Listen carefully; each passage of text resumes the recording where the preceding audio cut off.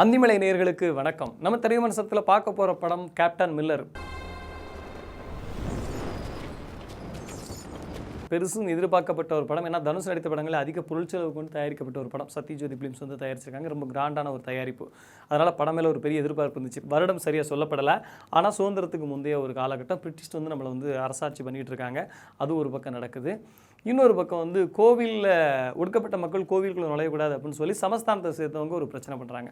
தனுஷ் வந்து இவங்களும் அடிமை தான் படுத்துறாங்க, அவங்களும் அடிமை தான் படுத்துறாங்க, நம்ம யார்கிட்ட தான் இருக்கிறது அப்படிங்கிற மாதிரி ஒரு கேள்விக்கு வர்றாரு. அப்புறம் அதுக்கு பிறகு சில அதிரடியான முடிவுகள் அவர் எடுக்கிறாரு. அதனால் யாரெல்லாம் பாதிக்கப்பட்டா, யாரெல்லாம் சோதிக்கப்பட்டா, நம்ம என்ன ஆகப்பட்டோம் அப்படின்னு தான் இந்த படத்தின் கதை. படத்துடைய நடிப்பை பொறுத்த வரைக்கும் தனுஷை பற்றி நம்ம தனுஷுனாலே நல்லா தான் நடிப்பார் அப்படின்னு சொல்லி எழுதிடலாம். நம்ம எந்த படத்துலையும் அவருடைய ஆக்ஷனாக இருக்கட்டும், மற்றவங்க கொடுக்கக்கூடிய ஆக்ஷனுக்கு ஒரு காட்டுற ரியாக்ஷனாக இருக்கட்டும், எல்லாமே அல்டிமேட்டு. லவ் சீன் அவருக்கு பெருசாக இல்லை. ஆனால் அந்த காதல் அவருக்குள்ளே லேசாக பூக்கும்போது அவர் காட்டுற அந்த உணர்வு இருக்கு இல்லையா, அதெல்லாம் காதல் கொண்டு என் தனுசு கூட ஞாபகப்படுத்திச்சு. ரொம்ப நல்லா இருந்தது. பிரியங்கா மோகனை பொறுத்த வரைக்கும் இந்த படத்தில் இந்த கேரக்டருக்குள்ளே அவங்க உள்ளே வரவே இல்லை. கொஞ்சம் அவையாக தான் இருந்தாங்க. சிவராஜ்குமார் வந்து ஒரு சில இடத்துல கொஞ்சம் மாஸ்க் காட்டினார். நம்ம சந்தீப் கிஷனை தெலுங்குலேருந்து கொண்டாந்து அந்த ஃபர்னிச்சரை மறுபடி உடைச்சிட்டாங்க. பெருசாக எங்கேயுமே யூஸ் ஆகலை.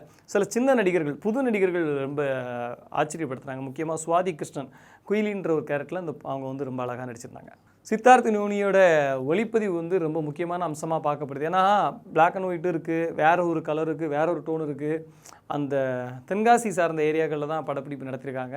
ஆனால் அதை வந்து சுதந்திரத்துக்கு முந்தைய காலகட்டங்களாக மாற்றினதில் ஒளிப்பதிவாளரோட பங்கும் இருக்குது, ஆர்ட் டைரக்டரோட பங்கும் இருக்குது. ரெண்டு பேருமே நல்லா வேலை செஞ்சுருக்காங்க. இசை வந்து ஜிவி பிரகாஷ். எங்கே இருந்தால் அந்த மனுஷன் இந்த மாதிரியான சவுண்ட்ஸ்லாம் எடுப்பார்னு தெரில. நிறைய இடத்துல நம்ம வந்து இது வரைக்கும் கேட்காத சவுண்ட்லாம் படத்தில் உள்ளே வந்துக்கிட்டே இருக்குது. பின்னணி இசையோடு கலந்து வந்துக்கிட்டே இருக்குது. நல்லா ஒர்க் பண்ணியிருக்காரு.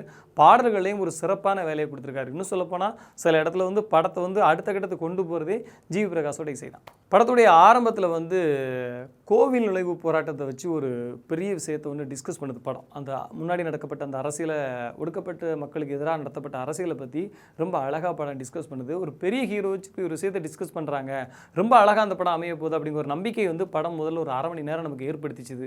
நிச்சயமாக அது மூலமாகவே ட்ராவல் பண்ணியிருக்கலாம். என்ன நினச்சாரோ தெரியல, இயக்குனர் இல்லை பெரிய ஹீரோ இருக்கார், வேறு ஏதாவது ஒன்று பண்ணணும்னு சொல்லி அவருக்கு மாஸ்க் காட்டுறாங்க பேரில் கதை வந்து துண்டு துண்டாக அங்கங்கே பிரிஞ்சிருக்கு. நடிகருடைய மெயின் கதாபாத்திரத்தோட கோல் தான் என்ன அப்படின்னா அது ஒரு பெரிய கேள்விக்குறியாக இருக்குது. அப்புறம் ஹீரோ வந்து எல்லா இடத்துலையும் சில நேரங்களில் தப்பான முடிவுகளை எடுக்காரு அப்படிங்கிறது நமக்கு வந்து கொஞ்சம் டிஸ்டர்பாக இருந்துச்சு. இது எல்லாத்தையும் விடங்க, எனக்கு வந்து சந்தீப் கிஷன் படத்தில் கொஞ்ச நேரம்னாலும் வர்றாரு.